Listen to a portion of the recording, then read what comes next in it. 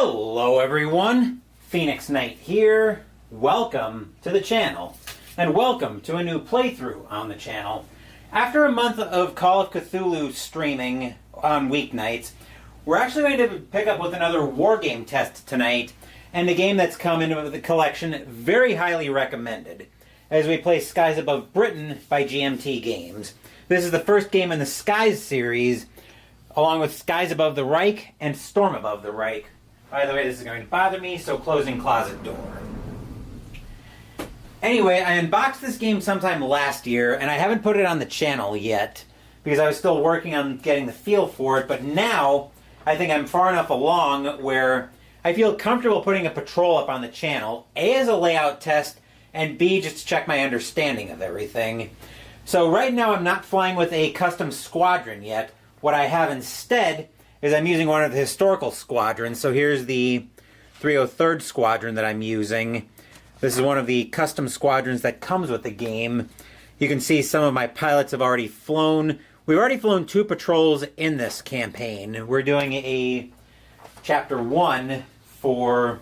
We're doing Chapter 1 right now in the campaigns. Evening, Jester.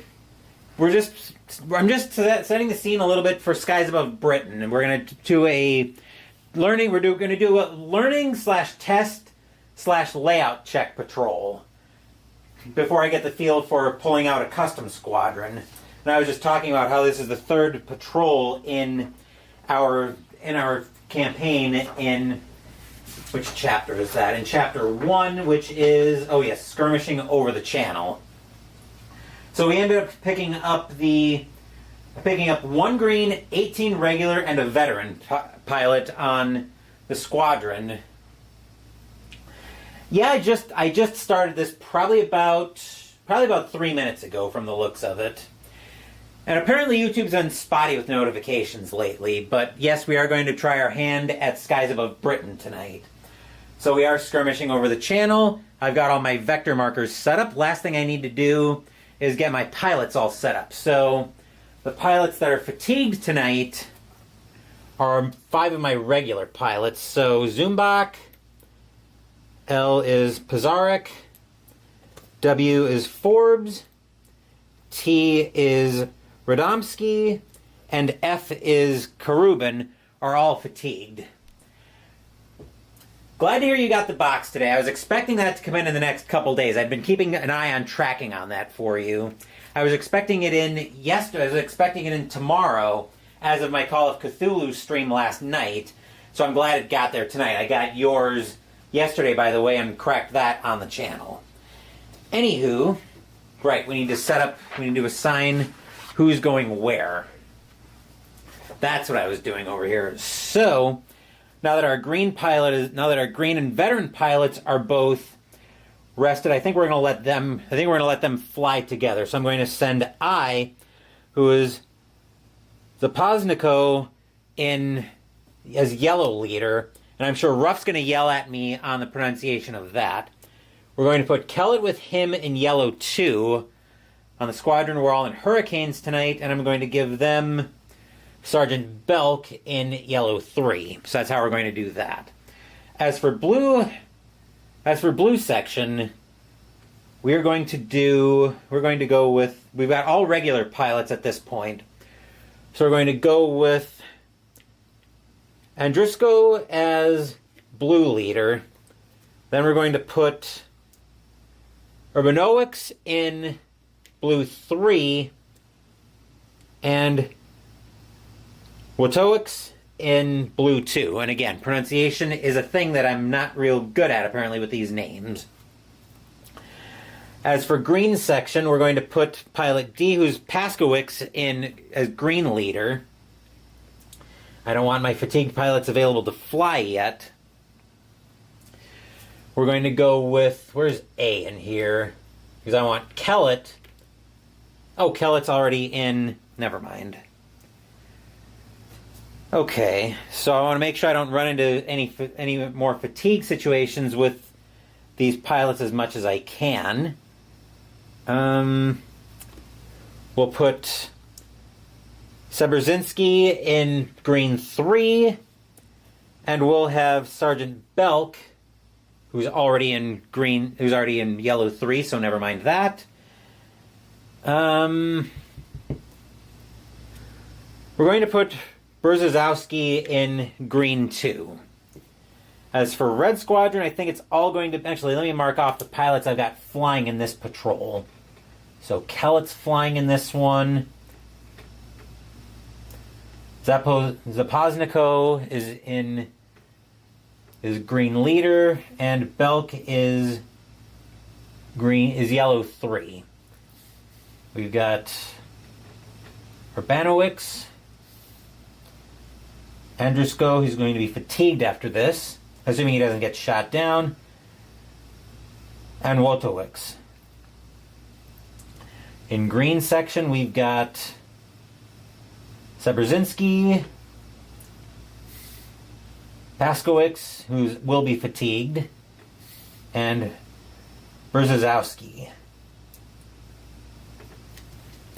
As for red section, we're going to put Ferrick in as red leader, he'll be fatigued, but there's nothing I can do about that. Dazuski will go up as red 2. That would be K. And Zach, who will be fatigued after this patrol, will be... Actually, let me do it this way. Will be red 2. We'll just set these up so they're all consistent. Okay. We're all set there. And then the black area you see over here is eventually where the bomber area is going to end up being. So I've got dedicated space for that when we need that. On that note, I think we're all set to get into this patrol, so let's get into this one. We start revealing vectors from the out... Actually, we've got to roll first to see... We have to check to see where we start. So we'll bring the dice tower in shot. Actually, we'll put that down here in the bomber area for the time being. We'll roll a die for where the squadron starts, so I've got that marker right here. So I'm rolling on here to determine where we're starting.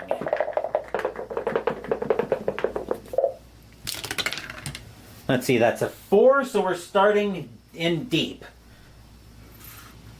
Looks like we're coming up from the mainland, presumably. Okay, so now we have to roll for starting visibility. So we've got both of our D12s. I'll roll red for starting visibility and blue for the sun location, unless this ends up as being no sun. So we'll put that down here. I can never close the box, or the cup. There we are. Hello from Sweden, Magnus here. Don't think I can stay long. Well, thanks for stopping by tonight. I know it's got to be obscenely late over there, over in Sweden. We've got a 6, which means it's going to be clear and sun, and the sun will be starting in starboard. So let me find the sun. Here we are. We will set that starboard high sun. So the sun is off to our right from the looks of it.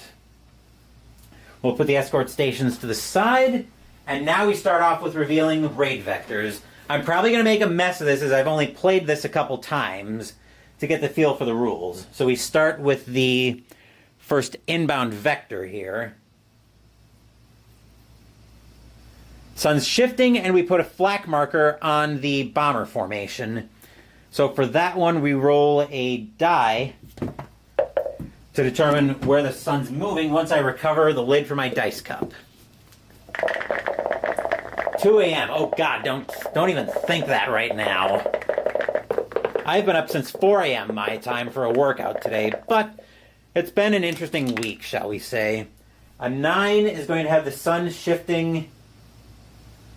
Odd shifts counterclockwise. That's going to shift to nose high. So the sun's going to be in our face at this point. That's great. And then we draw a flak marker. By the way, we got everybody in hurricanes tonight.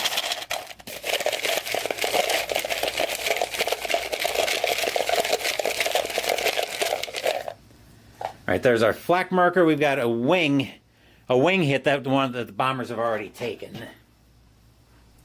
Okay, so that's everything for that inbound vector marker, which means now we draw for the next I think we put the raid marker there as well, I believe. Oh no, I don't think that comes out until we find the raid, so never mind, we'll move that off to the side. And then our next inbound vector, we've got a straggler that we can possibly intercept, but I don't think... Place a new bomber marker in the lost contact area, but we don't know what we've got. I don't think we know what we've got there, so I'm not going to attack it. Which means we move over to the next... Well, actually, we've got a few things to do in the raid vector. So we spend fuel, which means we all go down, every section goes down there. We have possible contact, except we haven't found the raid yet, so no contact. Vector step in the raid vector sequence, I believe. Let me just double check that. I'm also going to apologize in advance that I'll be referencing the rules a lot here, because I'm still also very much learning the game. Make an escort exit check, but we haven't put escorts on the map yet, so we don't have to worry about that for the time being. We've already spent fuel, so we loop back to the raid vector sequence after I take a drink, because my throat is already dry.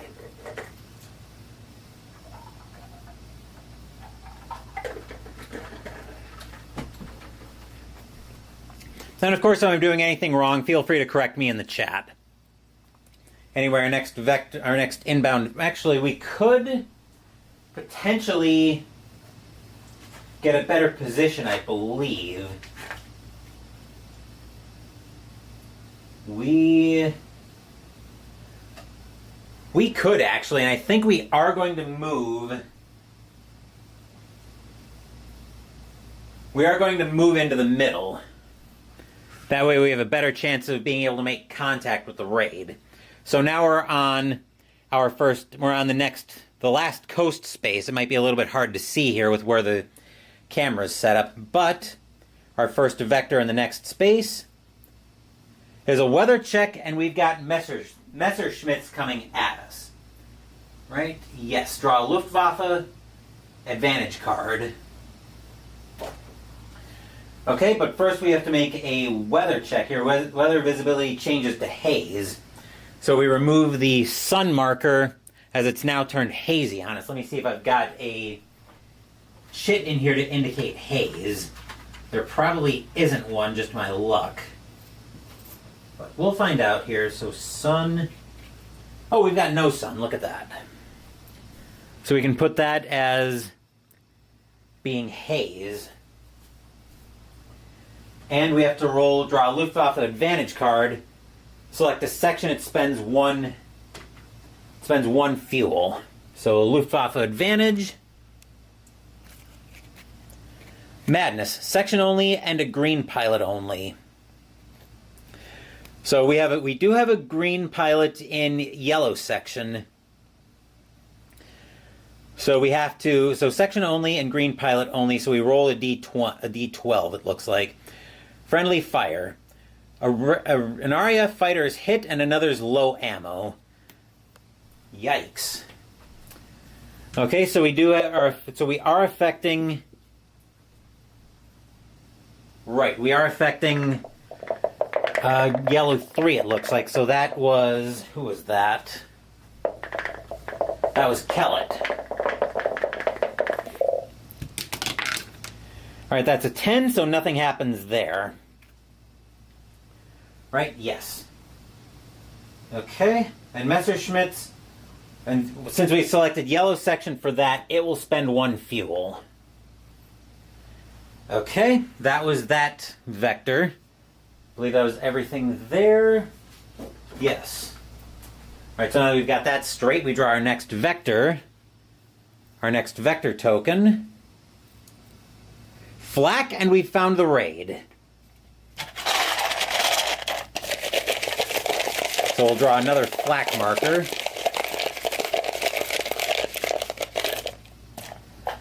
and a wing hit, which will go on the squadron as well.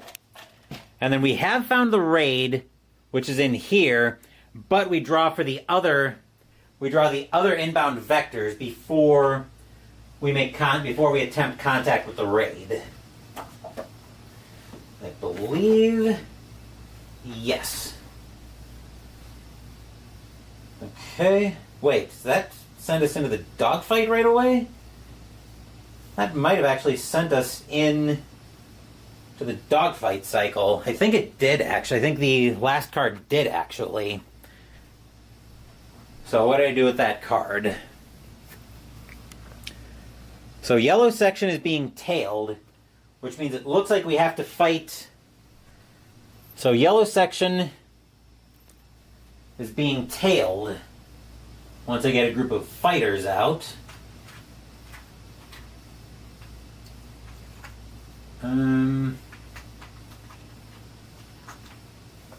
Looks like they're being tailed by 109s, which is not a great spot for us to be in. Let me just double check that, because it doesn't seem like that would send us into 53. There's a Luftwaffe advantage card. Oh, one section or RAF fighter is attacked by 109s. Okay. And immediately fight a dogfight. So yeah, I should have fought a dogfight there. All right. Now we go into the dogfight cycle. We're obviously not head on, so we don't get a card. So we don't get a card for that. We're tailed, but yellow section can try a maneuver. And the maneuvers that we have to choose from are... Let me just find this, because I know it's in here somewhere. Those are altitudes. Here we go, maneuvers. We could evade to draw 2 tailed dogfight cards and select one. Slip to as a section only. Maneuver available only to a section and not to an individual fighter. Basically try to slip somebody behind them and try to turn. So I think we're going to give them... Actually, let's roll that randomly. So we'll roll that randomly to determine which section is tailed. 1 to 3, 4 to 6, 7 to 9, 10 to 12. So it's actually red section that's being tailed. So we'll pull yellow's fuel back, and red will spend the ammo, or will spend the fuel. And now red section's being tailed. So we'll give red section... Excuse me. We'll have red section try...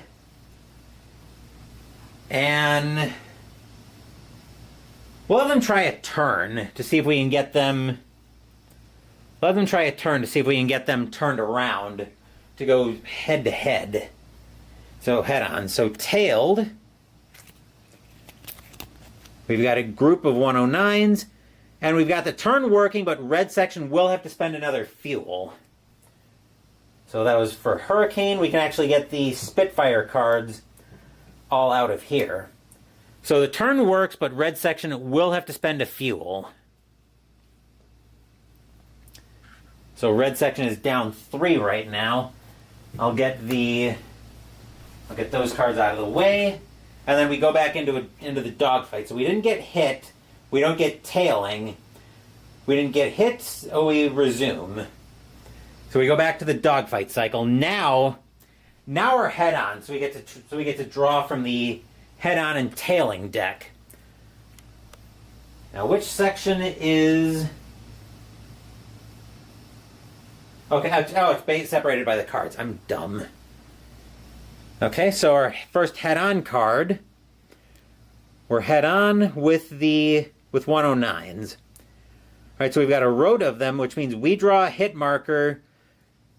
We draw a hit marker for one of them. Actually, we reduce it, but the marker goes away, and somebody's low on ammo. Okay, so we'll draw a hit marker. Actually, we'll just reduce it by 1, so that's 1 fighter hit. So, okay, it doesn't look like there's campaign 1, patrol 3.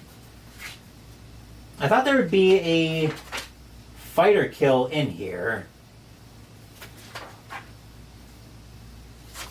Apparently not, but anywho, that goes there. Alright, so somebody's low on ammo. We'll bring the dice tower back in shot. 1 to 4, 5 to 8, 9 to 12. Okay, so red 3 is low ammo.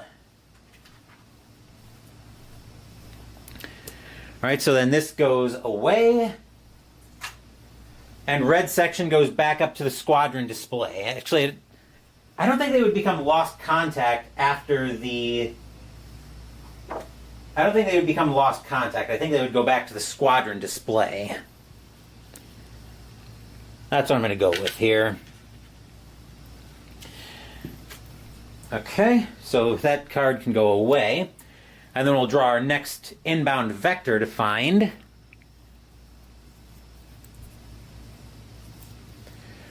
We've got I believe that's another, yep, that's another Messerschmitt.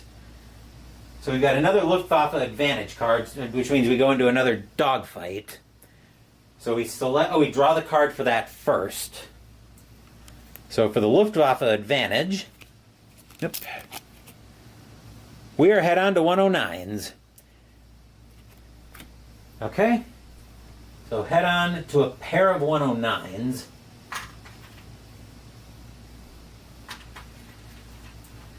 Now let's see which section that's going to be fighting this.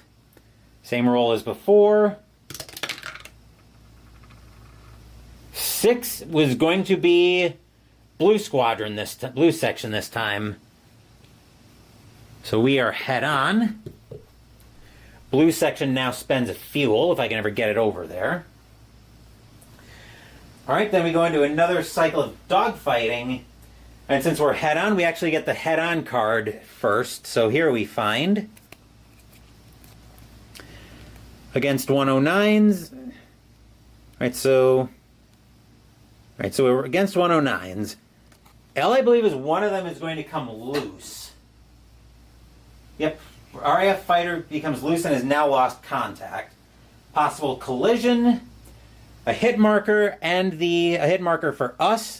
And the marker is going to go away. So, we'll resolve this in order.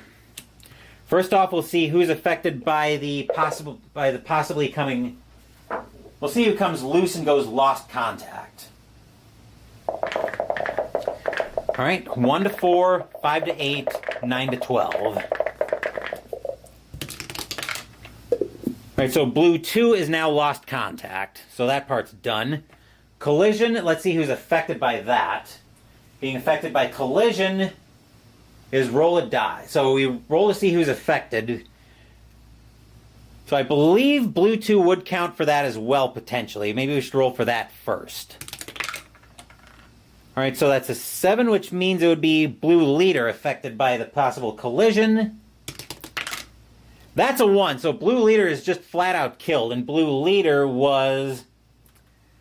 Yikes, blue leader was actually Andrusko, so he just got killed in a collision.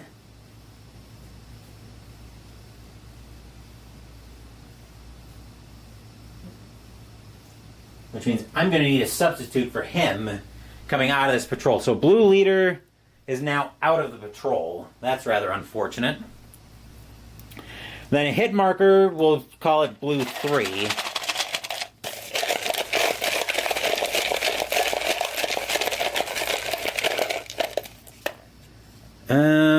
Right, I think we draw it on... Yep, we draw it on this side. So that's a fuselage hit for blue 3. That's not good.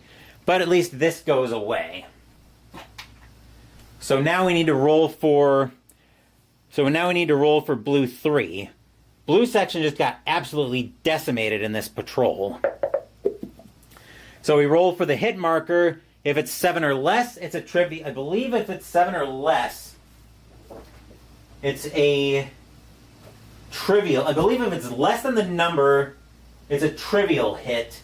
But if it's higher, it's a severe hit. Let me just double check that real quick. That's what I think that's how I've done it, but let me just make absolutely certain. Hit check. During the hit check, equal to or higher, the hit's trivial. So if it's okay, so I had that backwards. So if it's higher, it's trivial. If it's equal to or higher, it's trivial. Lower, it's severe. So we're looking at a 7 on a fuselage hit. All right, so that fuselage hit is trivial for blue 3, which is a good thing there. We'll give that a shake. Just checking on my laundry timer because I'm running that tonight. Okay, that's a head-on entailing card. So now we have our last inbound vector. Here we find a straggler, which we're not going to attack, given that we've already had some problems with our spare planes, with some of the other stuff that we've had to encounter.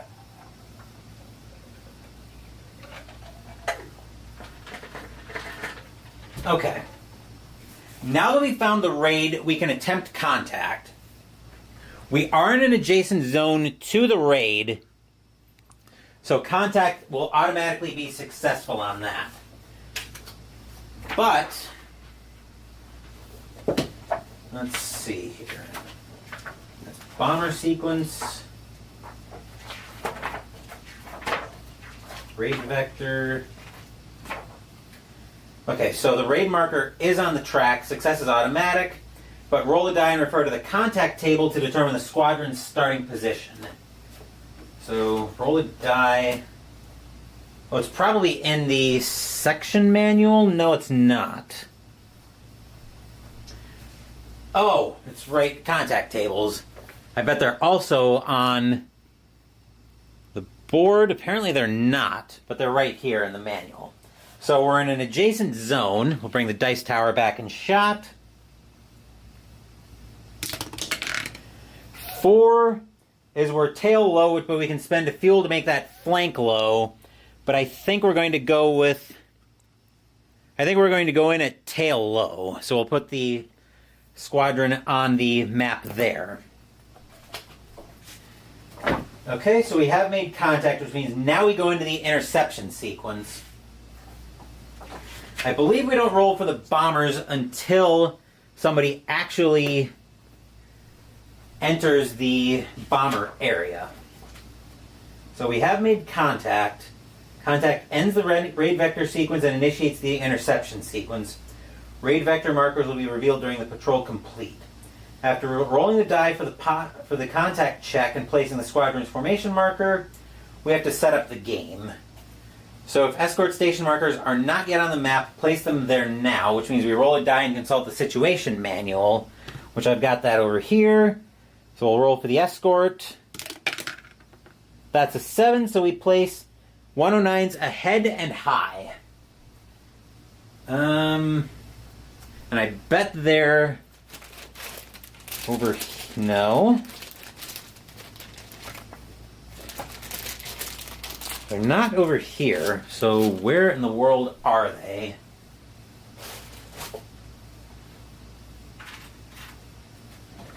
And it doesn't say what...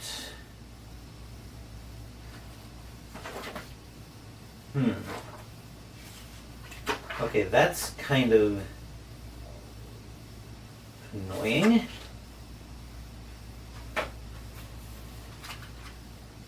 Oh, here we go. So 109s. So what did we say? 7 was 109 ahead and high.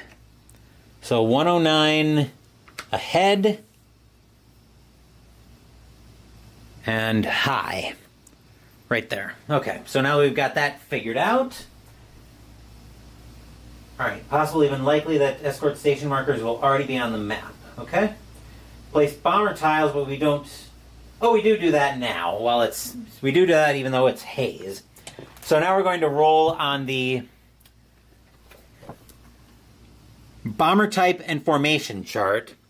So I've got my 2d12 that I'm going to use for this. I'm going to roll red for the bomber configuration and blue for the type of bomber that we're looking at. So let's see what we're looking at here.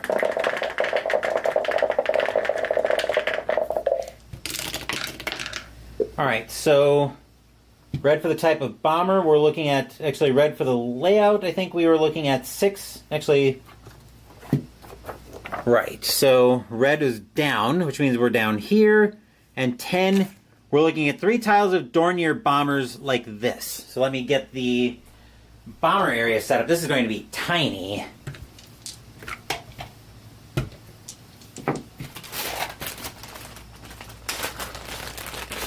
All right. Here we are. Okay, so we want it to be like that. Okay, so I suspect we won't need anything related to the dice tower or the cup anymore tonight. Okay, so the bombers have been placed on the area. So during this phase, we make an escort exit check for each escort station marker on the map. So exit page 39. Check each escort station.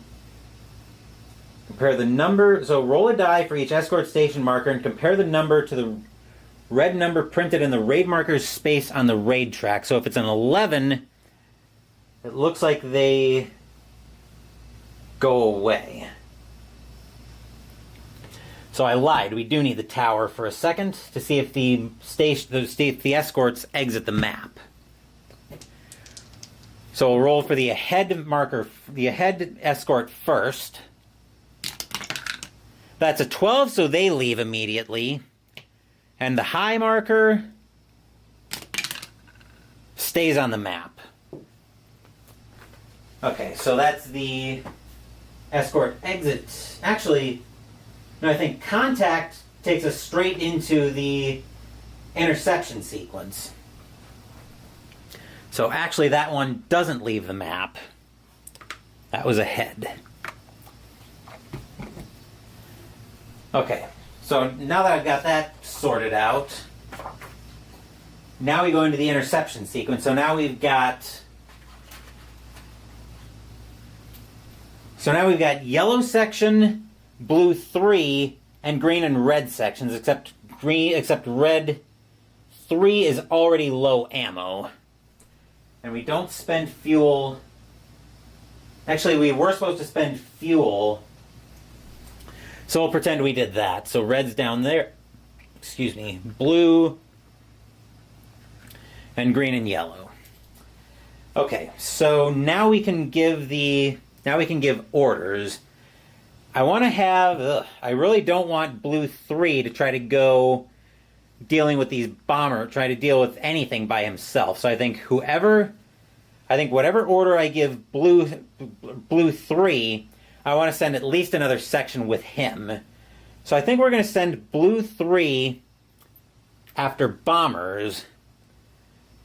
We're going to send yellow section after the escort. We're going to give them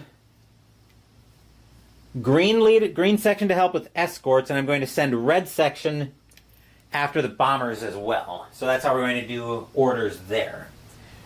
All right, then we go into the intercept phase then we go into intercept to see how everything goes there. So we're going after the escorts first, which means we have to roll on the intercept escort table. We're at tail. Actually, hold on. We've got these 2 flak markers, so we need to set them up for the markers. We need to set them up on the bombers. I apologize that I'm very scatterbrained with how this game works. So we'll roll for the incidental wing hit on the Hurricane first. I'll put the tower right here. 1 to 4. Actually, we'll roll the red die for which tile it's going to land on, and then the blue die for the bomber it's going to land on. 1 to 4, 5 to 8, 9 to 12, and then the same sequence moving from moving 1 to 4, starting closest to me. So for the incidental wing hit,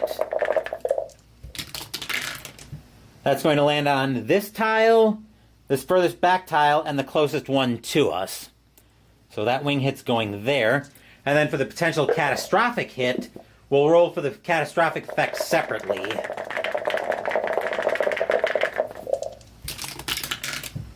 Alright, so this time it's going on this tile and the marker closest to us.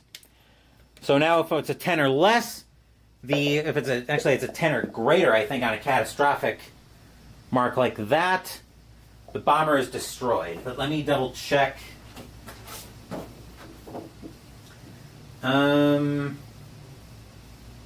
Equal to or higher triggers the effect. So we want at least a 10 to trigger this bomber being destroyed.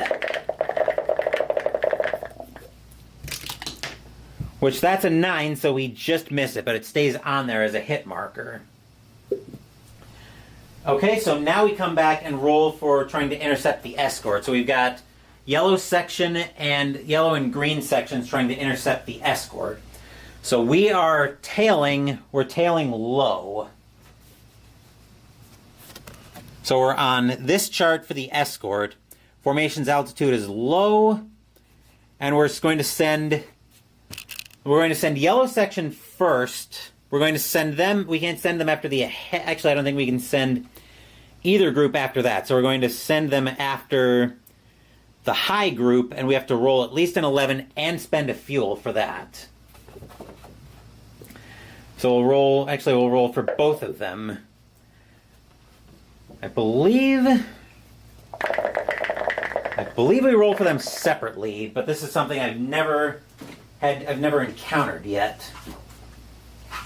Let's see, so on the interception sequence, we're intercepting escort. Okay.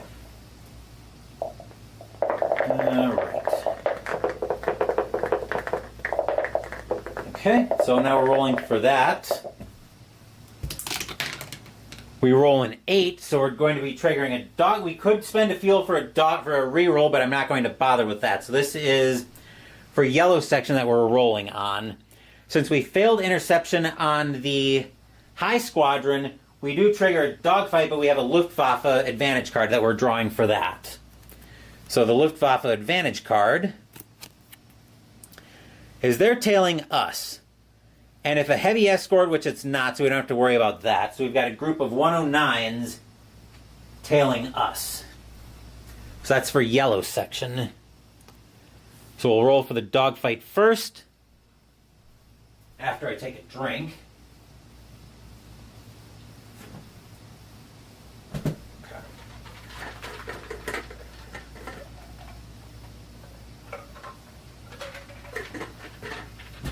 And just to help me keep everything straight a little bit further, I'm going to grab a bag of blocks to help me keep track of which planes have attacked. So you may have seen these blocks come out on the channel in various games. I'm just going to use them to keep everything straight here. So now we're rolling for dogfight, and we're going to give yellow section, we're going to give them a turn to try to get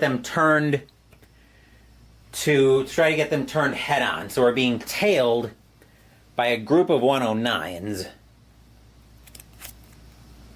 So against a hurricane, against a group of them, we turn, but somebody's taking a hit. So we make the turn, which means we're turning to head on, but we have to determine who's taking a hit. As usual, we'll go 1 to 4, 5 to 8, 9 to 12.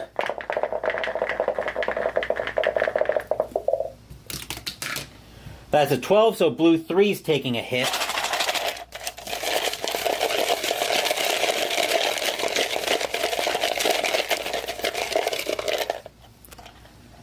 That's going to be an engine hit on a 9. Yikes. That's problematic.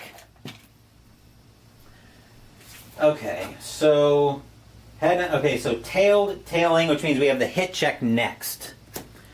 So we have to roll for the hit check on yellow 3. That's an engine hit on a 9.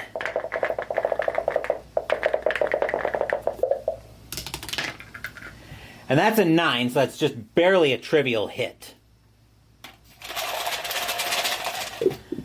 Okay, so now we go back to another round of dogfighting. And now we get a head-on card, and now we get a head-on card. Head-on card. So our next card here. Head-on to them. So this looks like the same thing we had earlier. Somebody's coming loose and going lost contact. The marker's going away. Somebody's low ammo, and we've got a collision. So we'll roll for the collision first. We'll roll red for the pilot that's being affected, and then blue for the collision result.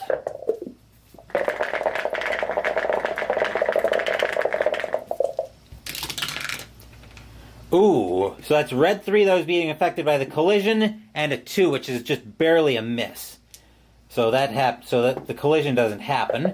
Let's see who's going low ammo. Same roll as before.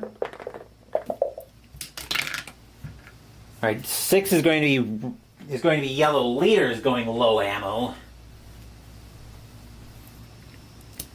Then that goes away, and now who's coming loose and going lost contact? Same roll as before.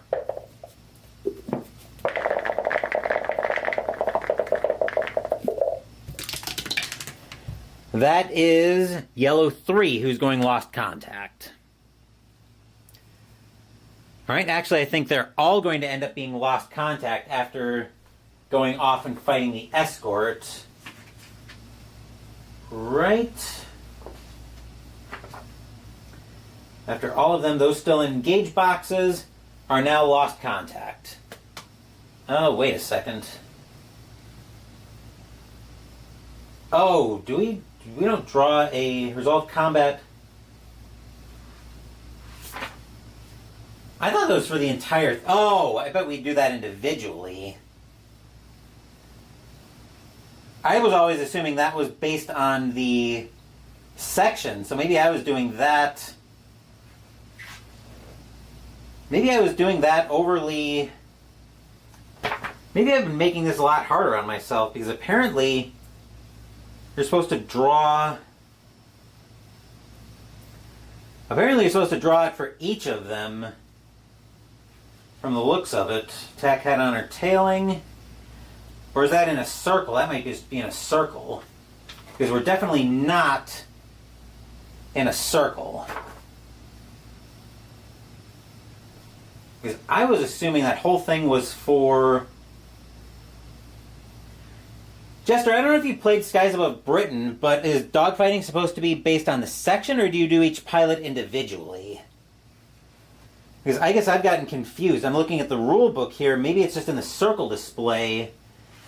But I know with bombers it's individual, but is it the same thing when you're intercepting escorts? I guess I'm getting a little bit tripped up by that.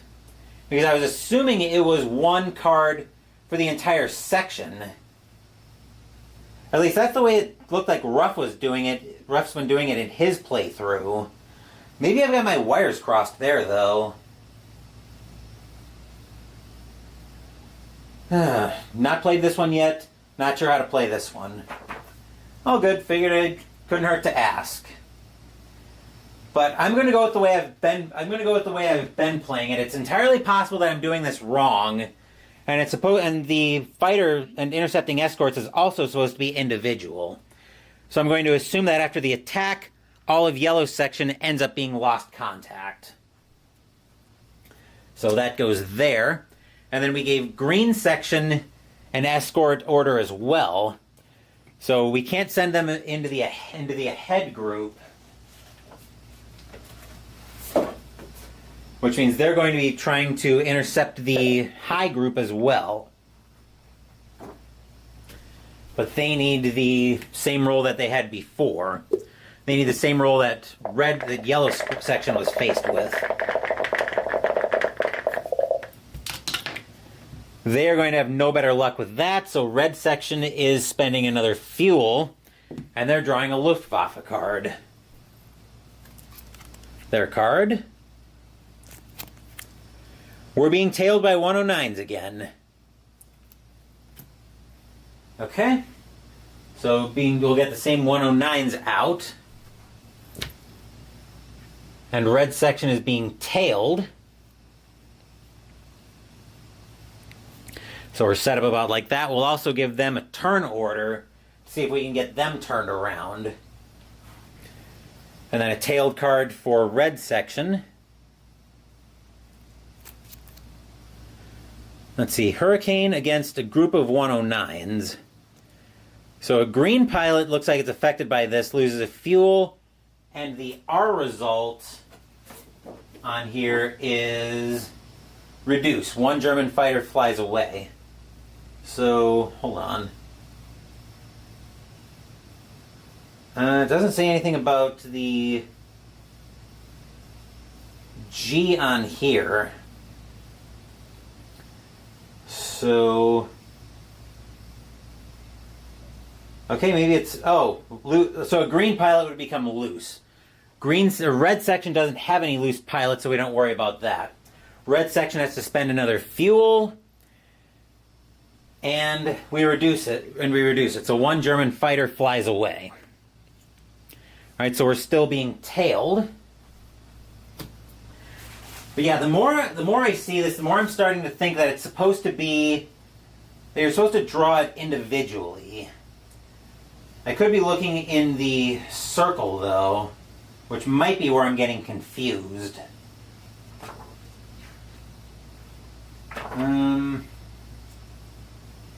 Make an escort suppression check. I'm playing the dogfight cycle, so we're probably supposed to make that. We probably should have made that after the last escort attack. But we'll make that escort check after we go through this one. So now we draw another tailed card since we're in another round of dogfighting. Right. We have a hit check, then we resume that. So we go back to another round of dogfighting. So we're still against a group of 109s. We gave them a turn order. So it looks like this, if the slip works, the slip could have been there, but we've got a turn, so they turn around, but the group of 109s flies away. And now red section becomes lost contact as well. That's delightful. Okay, so that does it for the escort order. Now for bombers. Now we have intercept bomber tables. So we are low. Actually, we're tail low. Oh, we have to make that escort check on the ahead. Group escort suppression check after executing the escort order. Okay, add +1 if a German fighter was destroyed, which it was not. So we use the... Okay, so we use the escort table down here. So we've got any size light. RAF fighters engaged 3. So we roll for that. That is a 5, which means we reduce that by 1. So since it was already light, that the high 109s leave play. That's very much welcome. All right, and then red section became lost contact. Okay, so now we go into intercepting the bombers. We've got blue 3 and green section working on intercepting bombers. So now we go to the intercept bomber table. Since there is an escort, so we go to low, and we have to spend a fuel. We can spend a fuel for a reroll. The escort here is ahead, so we're looking for a 4 or higher, I believe, for interception to be successful. Right. Equal to or higher, interception succeeds. Okay. That's an 8, so interception definitely succeeds. Which means we can move the formation marker and the fighters to the bomber formation area and intercept and initiate the bomber cycle. We've already set that up. So now we have to move, I believe we have to move in at the same area of attack. Since we were tail, I think we're going to have everybody attack at the tail. So blue 3 is going to go after the wing, after the bomber that already took a wing hit. Green 3 will go after him as well. Then green 2 and green leader will go after this bomber, go after the bomber furthest away from me. So this is where the blocks are going to come into play. After I take a drink.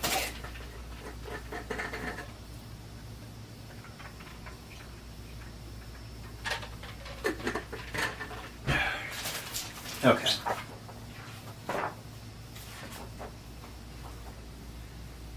Going over to bomber phase. We'll get 4 markers, or get 4 blocks out, so we'll draw for blue 3's attack first. Actually, I'm going to put the marker there. So blue 3 and the bomber, I believe Dorniers are light. Let me double check that. It was probably in the manual, in this manual where I saw that. Okay.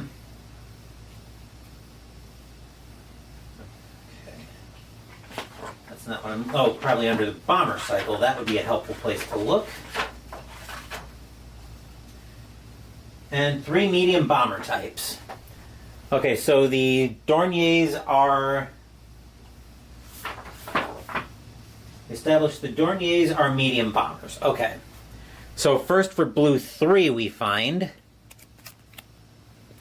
Alright, so we draw based on the level of support. We've got a supported bomber, so a green pilot would take a hit, but they don't, so we draw 2 hit markers, and blue 3 is now low ammo.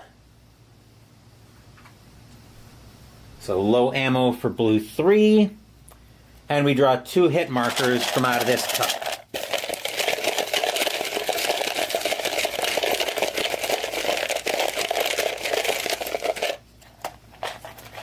Okay, so on the Hurricane side, ooh.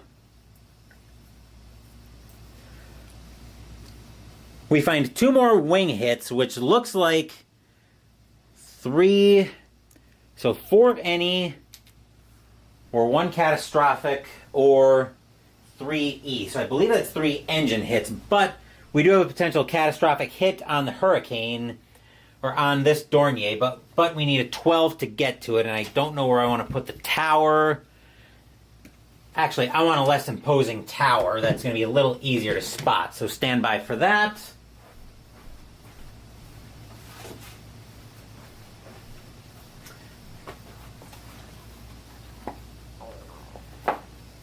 This is probably the tower I should have grabbed when I was looking for a less imposing tower during Christmas in Arkham last year. I'm going to use the blue die so it actually pops up.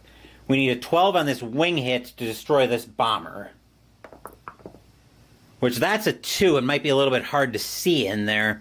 But that is a 2 in there, so the catastrophic hit doesn't trigger. Put that down there, and then blue 3 is low on ammo. Green 3 is going to draw a bomber card of its own.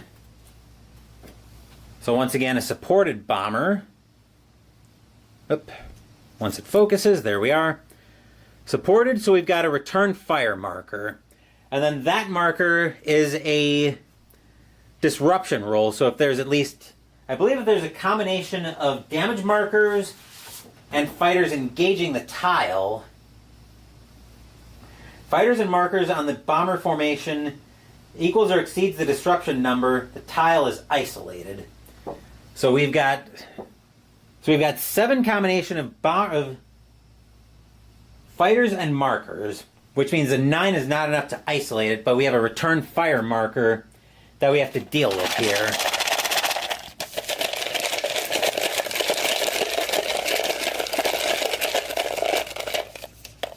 Which means we need the back of that. Oh boy, so we flip that over, and it becomes a hit marker. But our matters are worse in round 1, because if we're attacking from the tail, which we are, we have to draw 2 hit markers and keep whichever one's higher because of return fire from the bombers.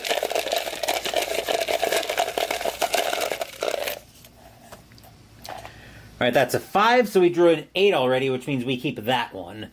So green 3 is done. So now we go to green leader for its attack run. And green leader finds 2 hits, also low on ammo, and return fire. So we'll get the low ammo marker, 2 hit markers,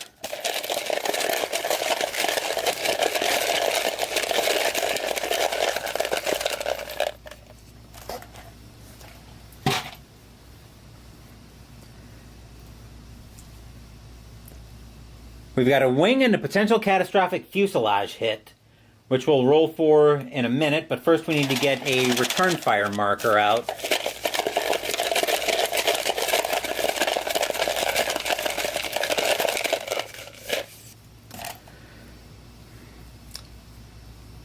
A green pilot would sustain a hit. Fortunately for us, green 3 is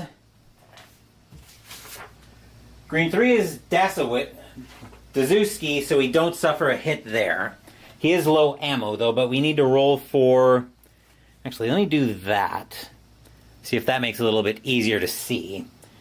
So we need a 10 for a 10 or up for a catastrophic fuselage hit to trigger. Which, that's a 6, so no catastrophic hit on the fuselage there. Green leader's done. Now for green 2. Green 2, still supported. We've got a hit marker, a return marker, and now we do isolate the tile. So I'll move that out of the way just slightly, about like that. So you can see that this tile is now isolated because there's now a separation there. Draw a hit marker.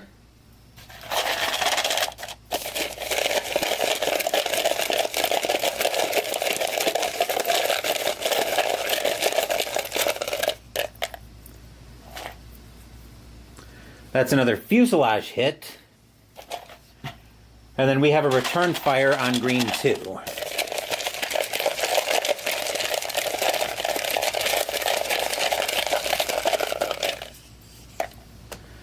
And that's a hit. So another fuselage hit there. And we draw another hit marker and keep whichever one is higher.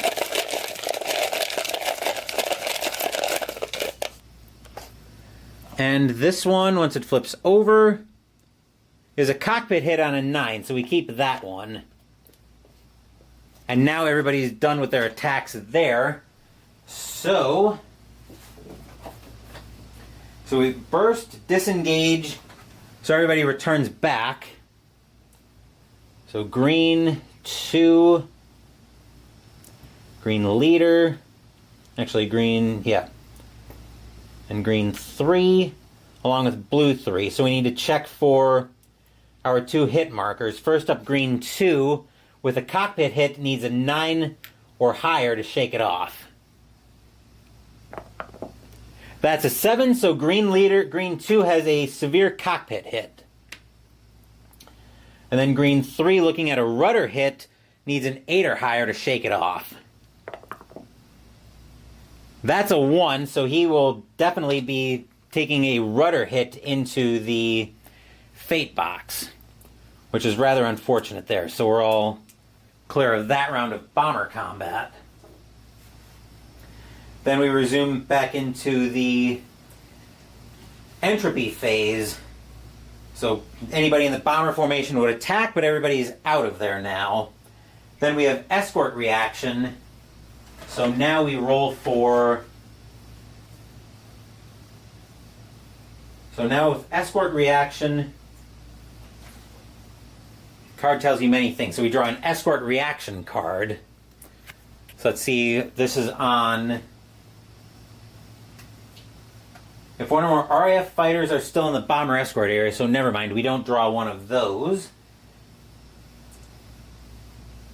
Okay, so now we go into chase, which means we can try to chase these guys down with anybody lost contact if we want to. So we're going to have... So how do we want to do this? I think we're going to have blue 2 return to base at this point. But I'm going to have yellow and red sections both try to chase. So the chase table is actually right where I've got the dice tower right now. Which I'll put the dice tower right here. So we're looking here. Right now we've got light escort, and we're still in haze. So we're rolling, hoping for the red number and hoping not to see the blue, not to see the green numbers. So we're rolling for yellow section first. We want a 7 or up for chase to be successful. That's a 1, so they're going to get intercepted. So that's what the section of RAF fighters intercepted. So yellow section gets intercepted on chase, which means they draw a Luftwaffe. So 109s. We'll get those ready, but we need to draw a Luftwaffe advantage card for yellow section. They were being tailed by a pair.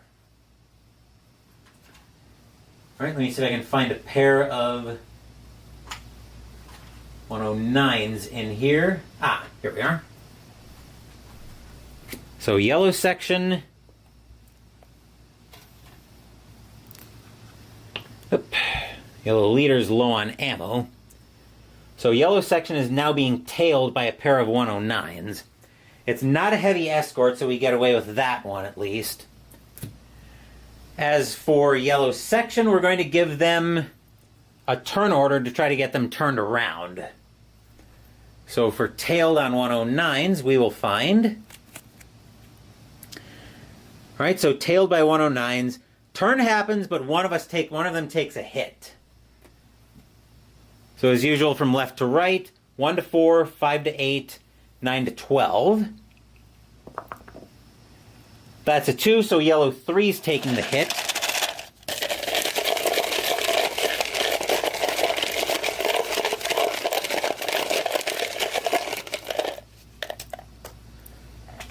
That's a fuselage hit, that's a problem. Alright, but the turn happens, so now we're head on with that group of 109s.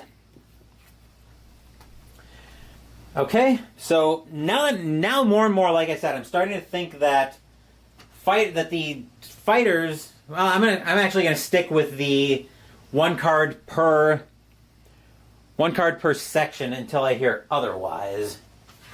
Even though my instincts are telling me more and more that you're supposed to draw an individual card for each fighter. But let me see if it mentions in the dogfight. A lot of hitting going on there. Hope baseball is as much hitting as these guys are doing.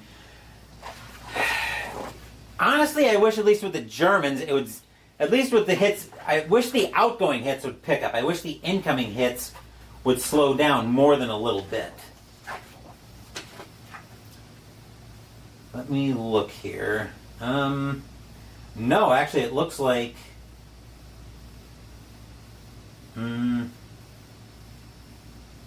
it looks like the maneuver cards are...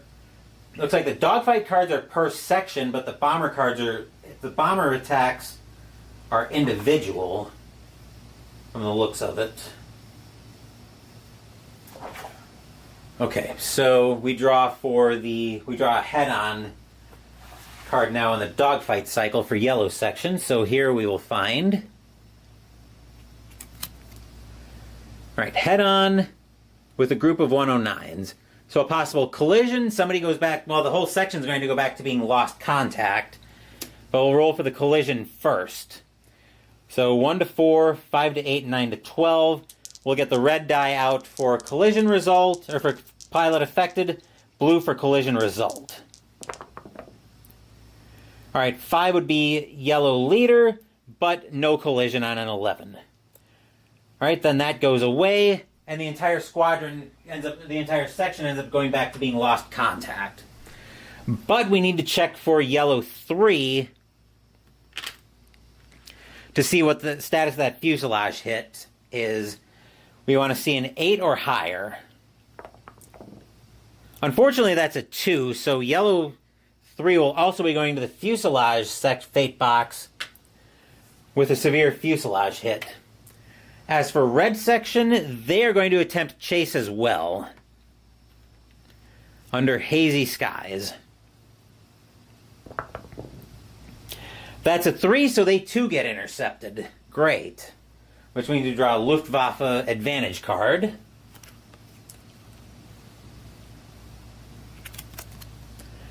Tailed by a pair again. Clear or haze only. Hunt in the sun. If escort station, it must be in the sun, which it's not. So we add a rote. Alright, so we're tailed by a pair of 109s again for red section.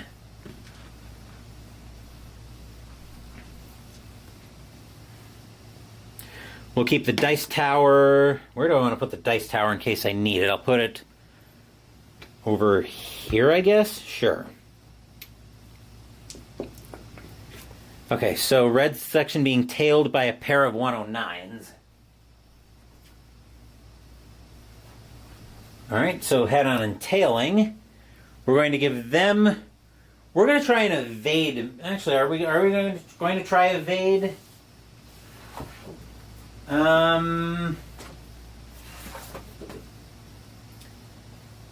Yes, let's try and evade this time. So we draw 2 tailed markers and choose 1. So our first tailed card.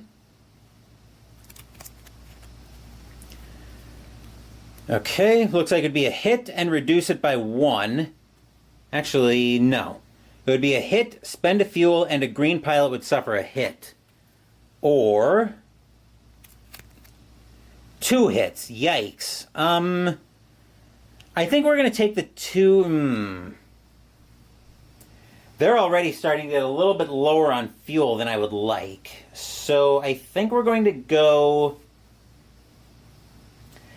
I think we're going to eat the 2 hits, much as I don't like it. So first, let's see who gets affected by the first hit. Alright, that is going to be Red Leader who's affected by the first hit.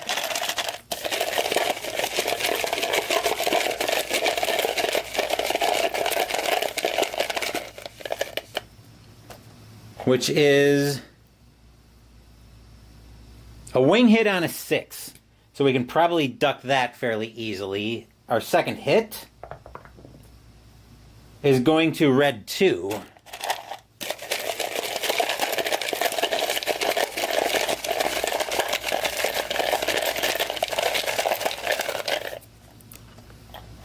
They're taking a cockpit hit on a 7. Oh joy. Actually, stand by. We're going to have to do another round of dogfighting, but I need to go check on the laundry first. So, be right back.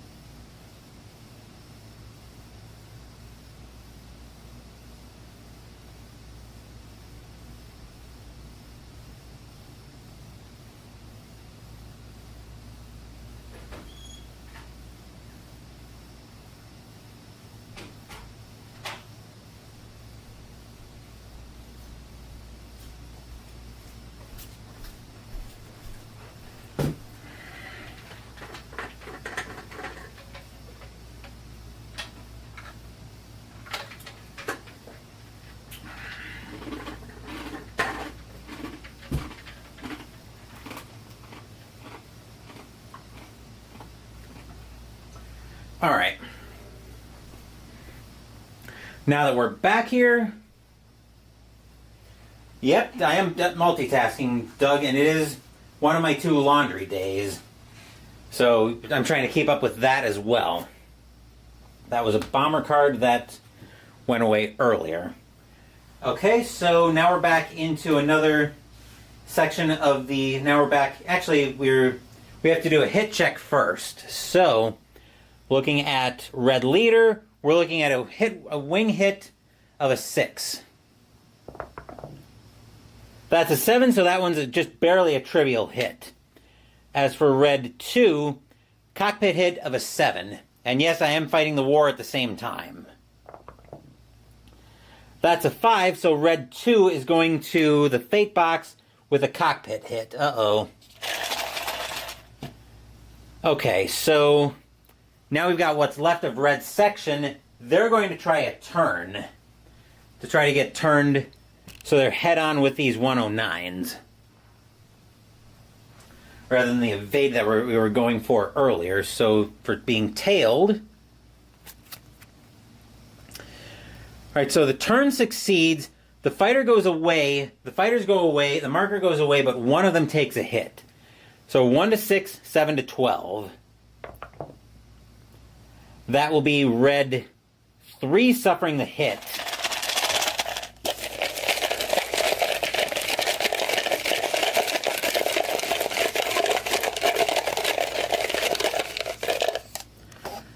Which is a fuselage hit. So that goes away. And then we need to roll for the fuselage hit on red 3 now. That's a 7.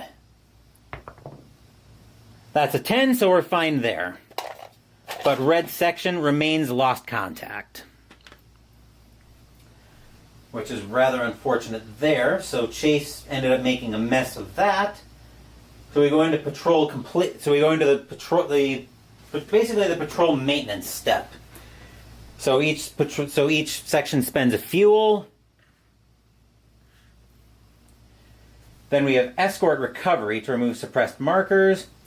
Escort exit, which means we'll check the ahead station as well. So the escort escort exit. Roll a die for each escort marker on the interception map. So we're looking at light with having engaged no fighters, so I don't think we do anything there. Do we? No. To the red. Okay. Oh wait, so we're actually rolling on here.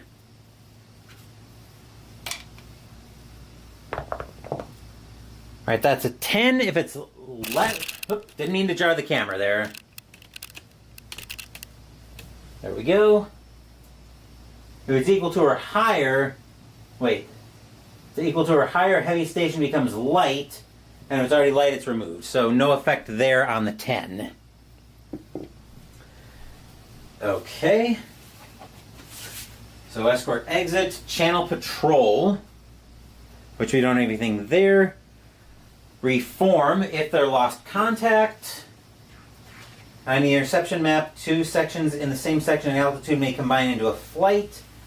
At lost contact, RAF fighters may join their section if it too is lost contact. 2 or 3 different lost fighters.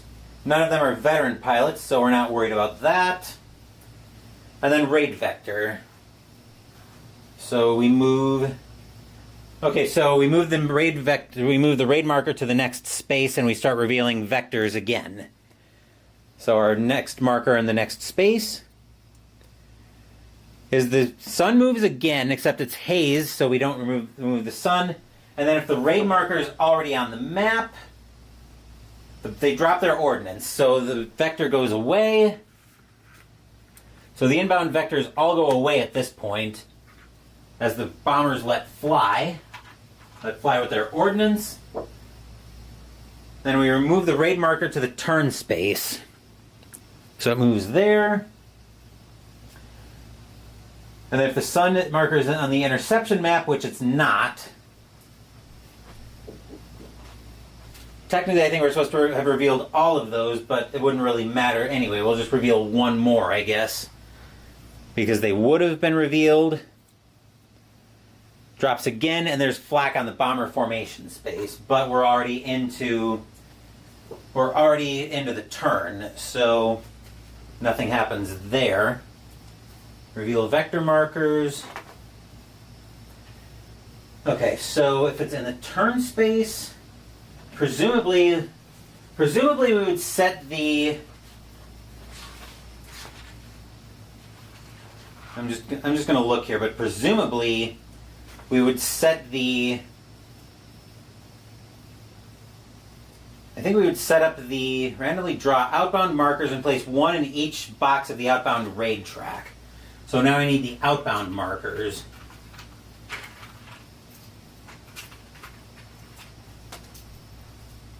So we'll grab another cup. And we'll set up the outbound markers for here.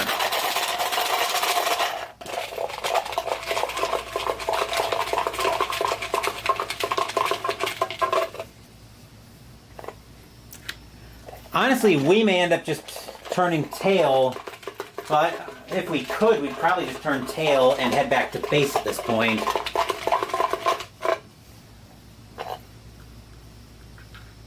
Okay.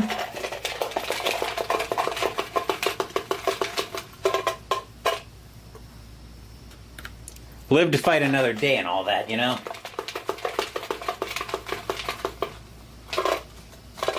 Okay. So there are outbound markers all set up. Which means now we go back to the interception sequence with the orders phase. So, when do we get the choice of returning to base? It's probably during chase that we get that.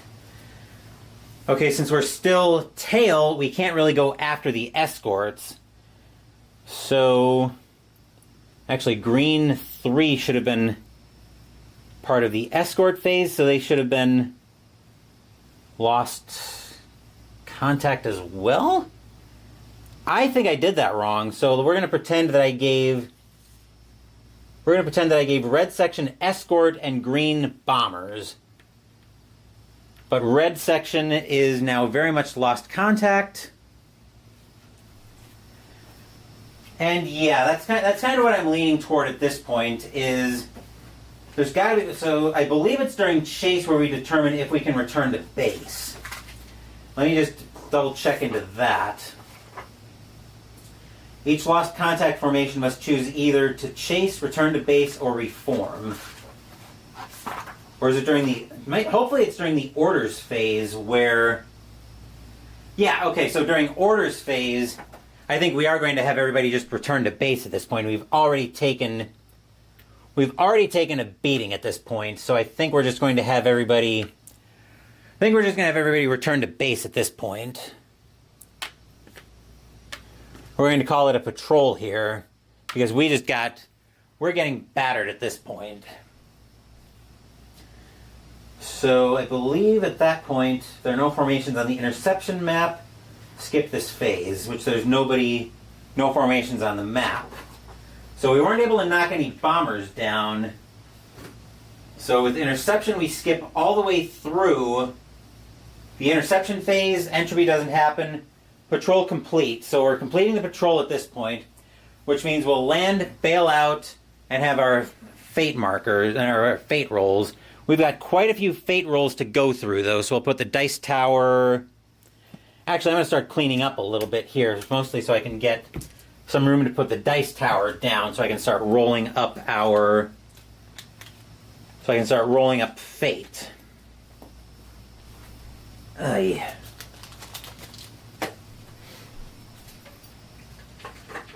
And I'm going to be turning laundry here in about another 20 seconds, so bear with me on that. Once I go get one of my loads of laundry, then we'll roll up for fate marker, and then we'll roll up some of our fates.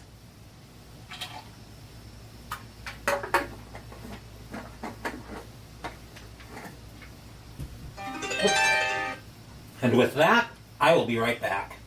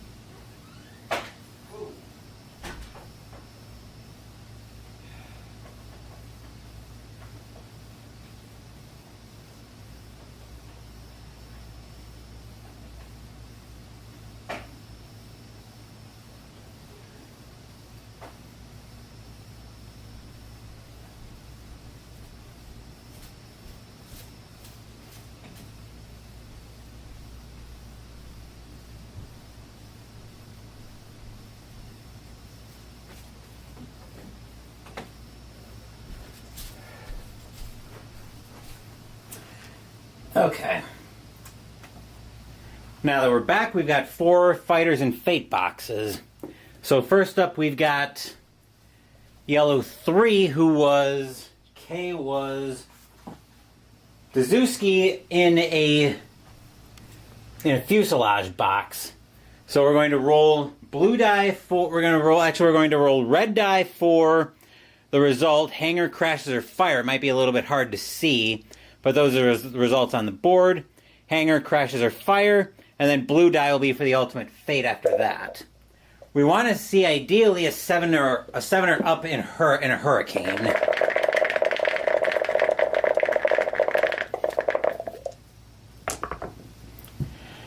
Alright, so red was an 11, which means yellow 3 will live to fight another day. That was Dazuski. Then we'll come over to green 3, who was... And of course I moved the section markers off, but I think green was... I think it was yellow... I think red was over here. Blue, green, yellow. So green 3 was... N was Seberzinski. He's in a rudder hit, and he's in a rudder, and we want to see a 6 and up.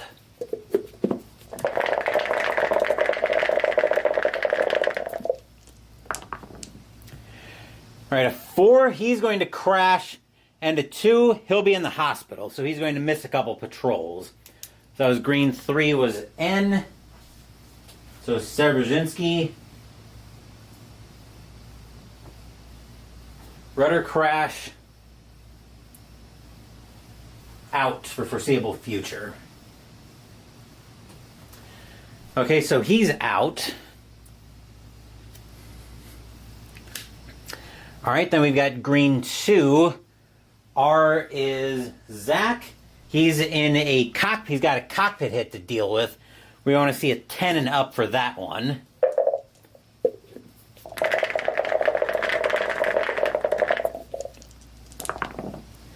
That's a 12, so he'll live to fight another day. And red 2, actually that was red 2 I just rolled for. Green 2 is O. That's Berzozowski. So that's our last fate box.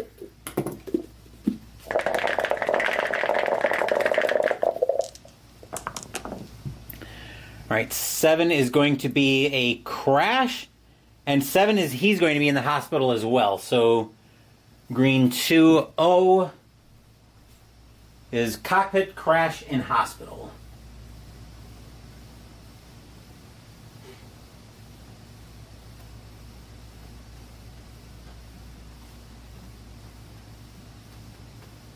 And that will do it for this very messy patrol in Skies Above Britain. Now this game came very highly recommended at the time I was looking into grabbing it.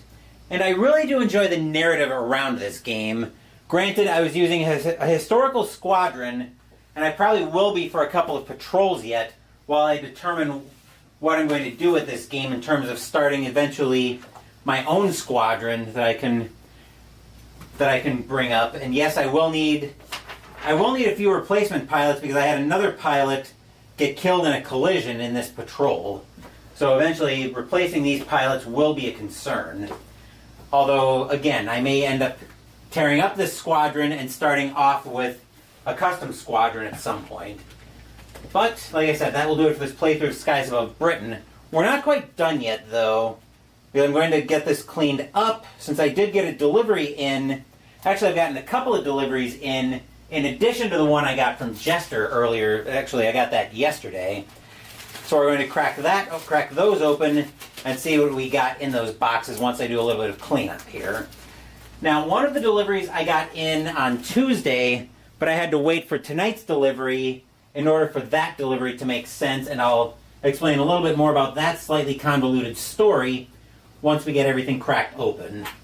So again, I will apologize that this video was that this stream was very much on the rough side, but this was my first time putting Skies Above Britain on the channel. I've enjoyed my learning playthroughs of this game, but I definitely need more practice with it.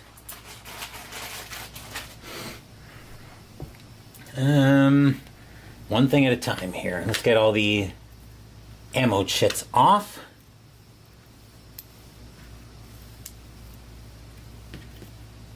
Orders, maneuvers.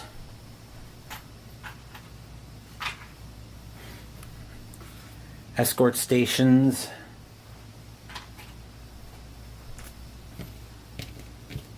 Those are going in there.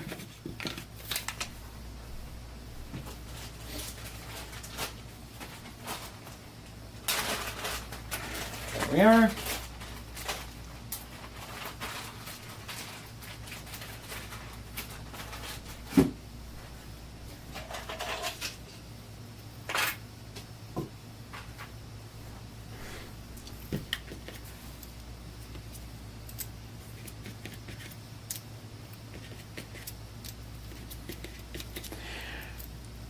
Good to know that you guys at least understand the rough nature of some of these videos. I figure as long as I don't snap as badly as I did in one of my last Inside Pitch streams, it's probably not too big a problem. And we are going to be coming back.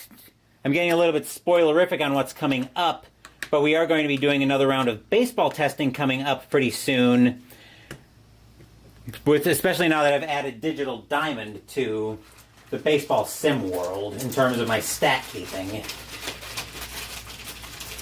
We've talked about this, Jester, but I've decided I'm going to go with Replay Baseball, or not Replay Baseball.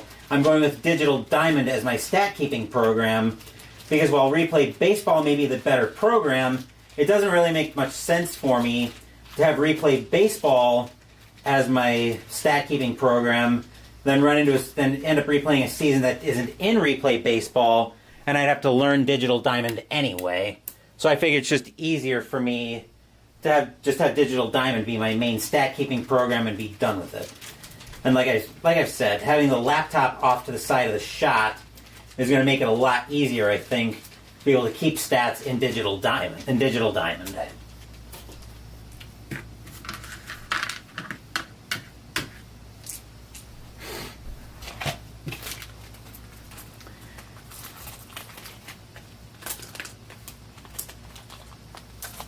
All right, pilots.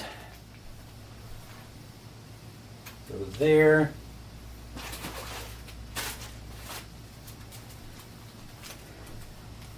Dice. This is probably more like the tower I should have grabbed, too, when I was looking for Christmas during Christmas in Arkham last year for a less imposing tower, because apparently somebody couldn't understand grab a less imposing tower during Christmas in Arkham, and I got an even bigger beast than my normal brown tower.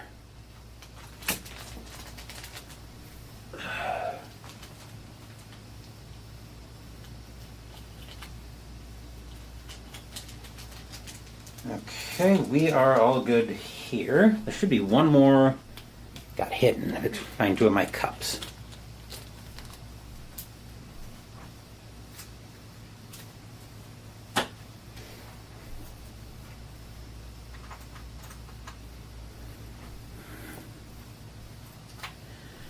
Okay.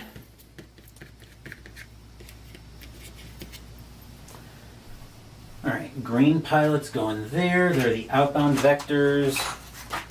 That component tray can get shut. Tailed card for Hurricane can go away. Those can go there.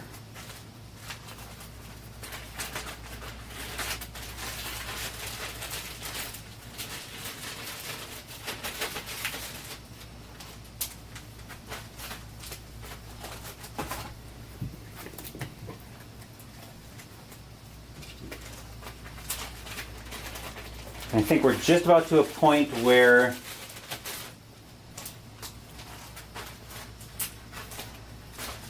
we're just about cleaned up enough, I think, where we can start to get these deliveries over to the table.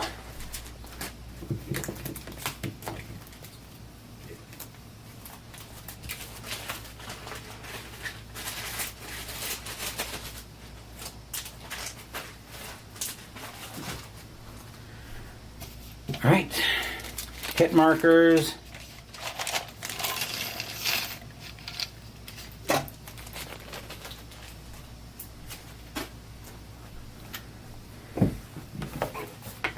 Ooh, sun marker, which of course goes in the component tray.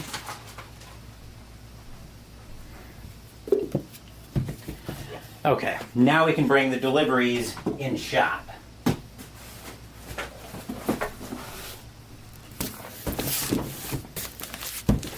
So we've got a delivery here. We've got one delivery here from Miniature Market, and one that's actually from a gentleman off of Board Game Geek that I had to buy from Germany. We're going to open the delivery from Germany first, because that will make the delivery from Miniature Market make more sense. So we'll bring that out of the way for a second. And we'll crack this one open with a somewhat, well, not a terrible tape job, I don't think. Trying to open this one carefully. Okay. We'll open it on this side as well.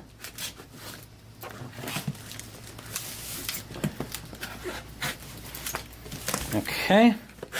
And we can bring the knife down here. And we are greeted by more craft paper. And what we're greeted by in here, I'll make sure that the box is empty. We're greeted by a copy of the Cards of Cthulhu from DVG. I've seen Jester play this game a couple times on the channel, thought it looked cool, so I figured I'd grab it for myself. And of course, I'm into a lot of the Cthulhu mythos. The gates are opening and madness is upon us. The Cards of Cthulhu casts you and up to 3 of your friends in the roles of investigators, saving the world from madness. The gates to the abyss are opening, and the minions and horrors of the Elder Gods are breaking through to our world. The Cards of Cthulhu can be played with 1 to 4 players. The game system controls the otherworldly creatures. The Cards of Cthulhu does not require any special rules for solitaire play. The Cards of Cthulhu rulebook includes a collection of Cthulhu short stories specially contributed to the game by world-renowned authors David Gerald, Matt Forbeck, and Daniel Keyes Moran. We'll put that off to the side. We'll do a full unboxing of that later. But now the delivery from Miniature Market, which we'll bring into shot here, should make a bit more sense. So let's crack this open and see what's in here. For what I'm expecting to be in here, this box is probably going to be overkill as usual. Crack that open, get the invoice out of shot right away. Close the knife carefully. Then be greeted by bubble wrap. And in here, the first thing we're greeted by is the bonus pack for the Cards of Cthulhu. It's a good one, can take a while to play, can go downhill real quickly, but good game. Welcome to the Cthulhu mythos, Jester. Everything goes sideways in a hurry on us. Anyway, we've got the bonus pack for Cards of Cthulhu. 7 custom dice, along with 10 custom coins that we can use there. And also in here, we have me cussing and swearing to get the Cards of Cthulhu Beyond the Veil expansion out. Again by Ian Richard. The gates are open and our world is overrun. Beyond the Veil expands on your Cards of Cthulhu experience. This expansion adds more investigators, followers, and items to your game. Beyond the Veil also adds the dreaded Cult of Nyarlathotep, as well as investigation cards and cult power cards. This expansion also adds more minion, horror, and gate cards to each of the first 4 cults to give each cult its own unique feel. Beyond the Veil can be played with 1 to 4 players, yada yada yada, and all of that. So, after that little sideshow, that will do it for this playthrough of Skies Above Britain. That was our main event tonight. Whew, what a main event that was, though. I do enjoy Skies Above Britain, especially the narrative focus. Admittedly, I felt a little bit detached from the squadron just because it's basically a historical squadron and not one I've put together. I think when it's a squadron of my actual friends, I will probably feel a lot differently about the squadron and my connection to it. but much better with the expansion. So glad I picked that up. It'll be much better with that. Well, I'm probably going to end up getting just the base game out to the table a few times before I look into adding the expansion. But I'm rambling slightly on that. Anyway, that will do it for this playthrough of Skies Above Britain. There will probably be another stream tomorrow afternoon, after my prep day is over, but we'll see how the day unfolds. As for what's scheduled on the channel, Saturday Mystical Munchies will conclude out of the Ticket to Ride official cookbook with the drink Root Beer Float. Sunday we'll be playing game number 8 on my TAC-UP Wargaming list as we commemorate the start of World War II by playing Tiger Leader from DVG. Wednesday next week, we're sticking to the Leader world, but this time we're dipping under the waves as we play U-Boat Leader. Thank you for watching the video. Please give the video a thumbs up and subscribe to the channel.